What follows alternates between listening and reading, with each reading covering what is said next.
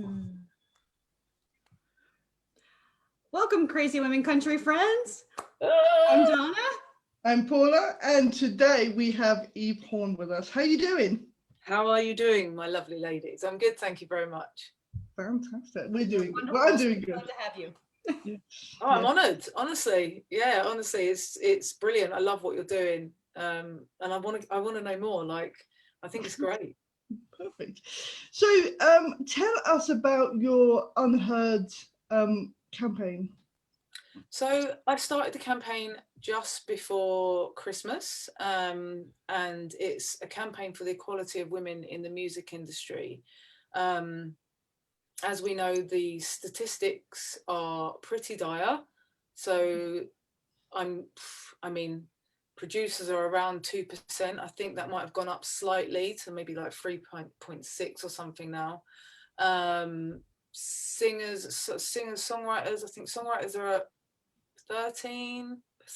I don't know, but somewhere in the low, you know, those low 20s. I don't even think it reaches 20. And then, you know, you've got songwriters, which is equally as low. When it comes to women on board members of, you know, music industry companies, they're very low. I think it's like 0 to 4%. And of those that are of colour, I think 0 to 2%, give or take. Yeah. And so I think as well, being a woman in the industry for the last over 20 years, I've been in the music industry as a singer, songwriter, producer, mainly a singer to begin with. And I then graduated from uni studying sound engineering. And it was when I was studying the sound engineering that I realized there's a massive issue in the industry that hadn't been raised before because I was a performer on stage. It was only when I got to the other side of the desk, or the other side of the glass, should I say, that I realized I did my dissertation on the lack of women in the engineers, in the music industry, and there was hardly any information about it, and there was only 6 women in the whole year. So it kind of, that's when my, you know, I kind of got the, this isn't good. So from there, when we graduated, me and another girl from uni set up a recording studio to promote females and work with disadvantaged young people, with a charity or organisation over here called the Prince's Trust. And, you know, we tried to promote as much as we could, and, you know, we got quite far in those times. You know, we spoke to a production company about doing almost fly on the wall document. This is before reality TV. Fly on the wall documentary with Missy Elliott. So we were in talks with quite a big production company about that, but it kind of fizzled out. And then, you know, you fast forward to now, and you've got these amazing female groups. Social media has really, really helped kind of boost, you know, this movement of female groups that are trying to support each other, and, you know, exactly what I'm doing with the campaign. But I sat and I asked myself, you know, I was like, you know, I've been doing this for years. I'm in part of all of these amazing groups now, you know, whether it's engineers or producers or songwriters. But I still felt that even though these groups are happening, we're not connecting with each other, and I still don't feel like movement is being made quick enough. Do you know what I mean? Like, from the 20 years or 15 to 20 years since I did my, since I was at uni, not much has changed. Yes, we've seen more women involved in the industry to a level, but past that level, it's still run by men. Yeah. You know, and I asked myself, what can I do to make a difference? And, you know, it's all good me being, yeah, I'm in this group and I'm in that group, but what's Eve doing to make a change? Do you know what I mean? And I really had to look at myself. And I thought, well, if I do something like this, it's a chance for all of us that are fighting for the same cause to come together with one voice. Because we are louder en masse than we are in our own little pockets, you know.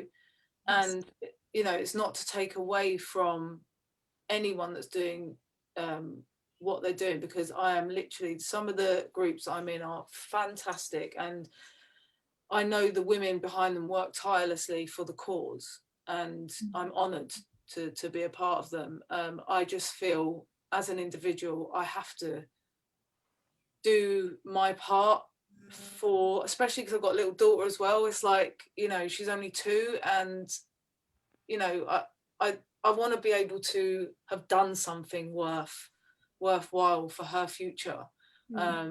Even if it's just to let her know that she has the choice of being a sound engineer if she wants to, or, you know, you don't have to just be an artist to work in the music industry.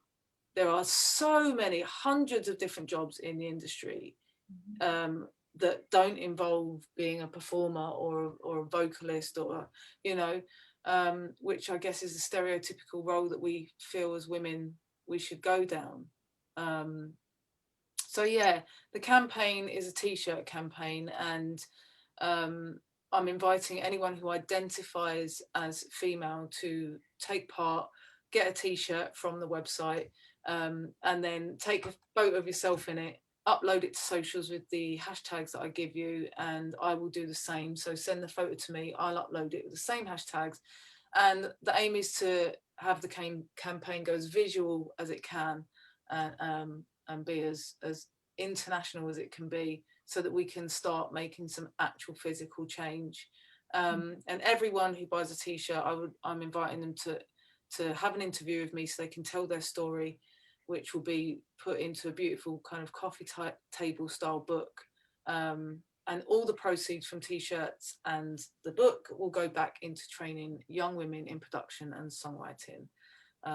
So yeah, I want it to come full circle. And it's about, I want the campaign to be about output, you know, not just for the sake of it. I want to actually have something measurable at the end of it. So Yeah. And just so everyone knows, the links are included below in the description. So make sure that you click on those links and go check out Eve's page and get a t-shirt. Yay! Definitely. It's a really worthy cause. It's, you know, it's giving women a platform, and you know, and a place where we can all come together from different parts in the industry to you know, tell them our stories and stuff like that. So I mean, we there's need to things get like, more you people know, involved. how many female conductors do you see? Not very many. Yeah, no. I couldn't even tell you the statistics on that. Exactly, you know, and so we're not just talking about artists and producers and engineers, and with tour managers, radio DJs, managers, promoters, like the list just goes on.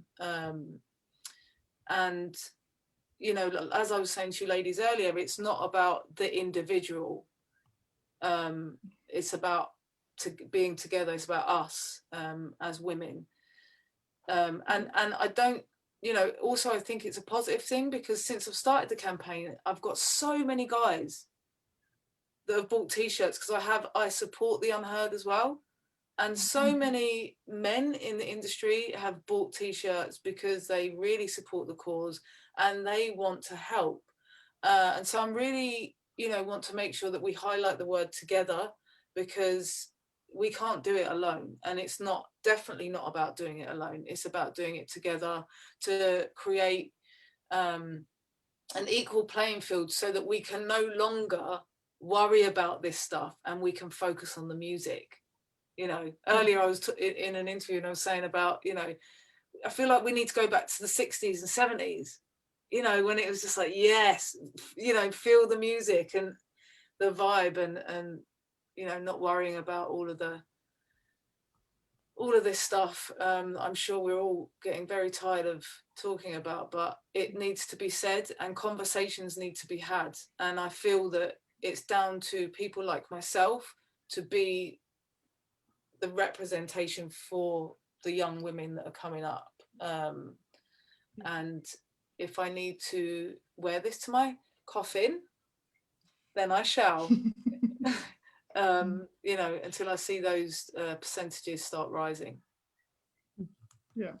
it's a case of changing the conversation, Yeah. rather than, changing the world. It's changing the conversation and giving people the opportunity, or women the opportunity to be able to, do different things within the industry. Yeah, and So, the thing is as well, like part of the conversation I've been having is it a society problem, or is it men's behavior? And I don't think we can blame men fully. I mean, I think it's a bit of both, and everything has got its own situation.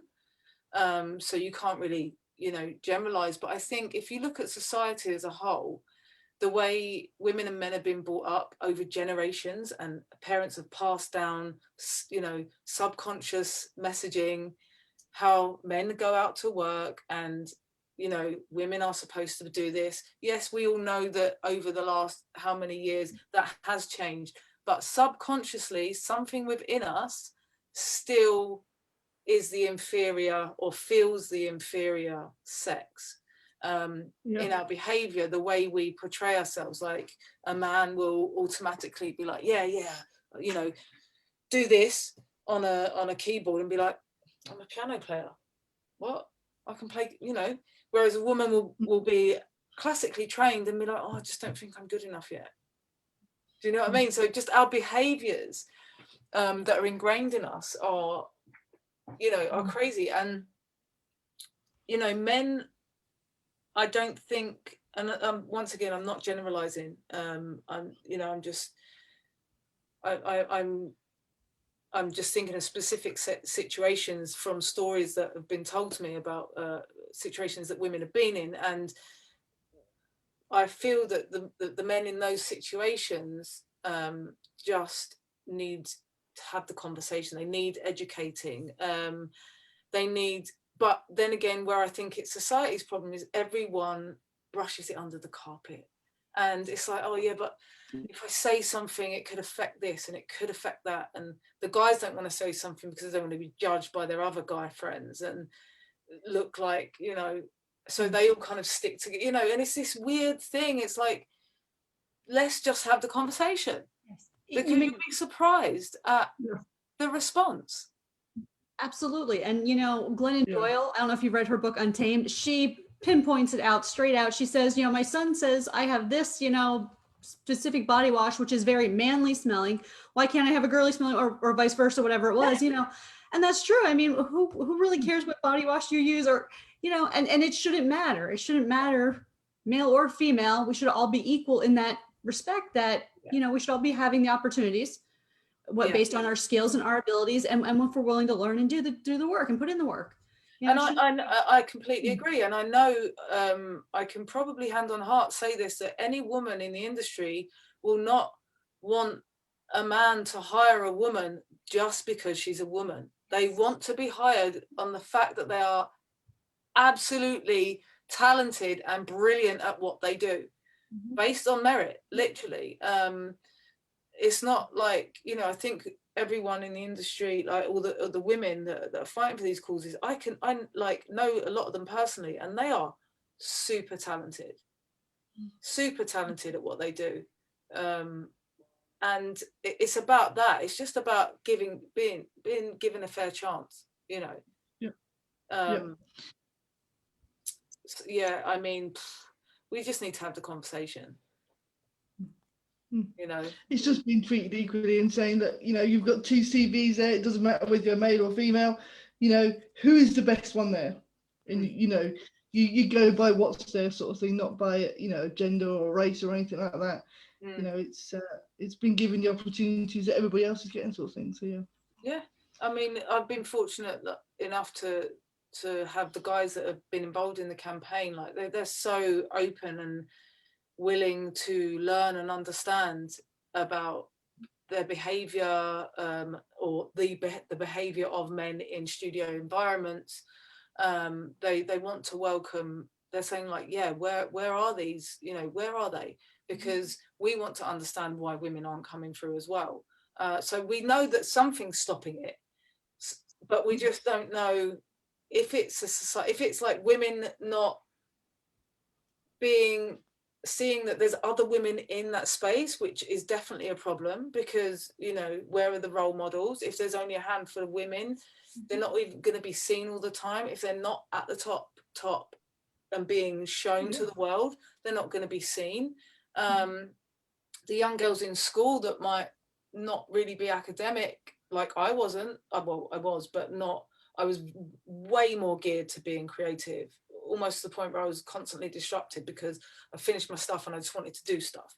And, you know, they have a different way of learning. They are going to need people, whether it's science, it doesn't even have to be the music industry, it's science. If you're a scientist, anything that is considered a male dominated field, there needs to be role models. We need to change the narrative. We need to break the cycle. Yes, and even in the like regular management industries of I can speak for the US, for the, you know, Fortune 500 companies right now, we have less than 10%. That's even, it's getting lower. It was starting to go up. There was like 14% a few years ago. And I mean, for God's sakes, we have finally, the last, I guess, 10 years almost now, we have the first female as a major auto industry. Like the first, like, and she was put on basically a glass ledge at the time of the biggest, if you remember, y'all know what happened then, was the biggest recall of any, you know, and she was really put on a ledge. Like she had to sink or swim. And you know, it just shows you that, you know, women will do it. But that's it. We will show up. Just give us the chance. And you'll find as well, I mean, most women are very fair and equal, you know, in their decision making. So if they are put in a position of power, you know, most women will act fairly and correctly. So I think, it's just give us a chance. And I think the guys want the conversation too. They might not know how to go about it, but I think we need to stop being scared. And I think we need to come from a place of not being aggressive about it, but just more like ask questions, be inquisitive. You know, why is this happening? I had some guys ask me some stuff. I posted about the campaign in a Facebook group, and they were so sweet. They were like, you know, I want to learn more. I want to know why this is happening and how moving forward can I help this situation and change the way I behave. And I'm like, this is beautiful. You know, it's so humbling and so lovely. And I think that's the way we can go. It doesn't have to be kind of like, you know, we can do it together. Yeah, we don't need to go in. we can do it. It could be, in looking at it from another point of view, it could be fear that is stopping women from going towards these industries because of the fear of rejection.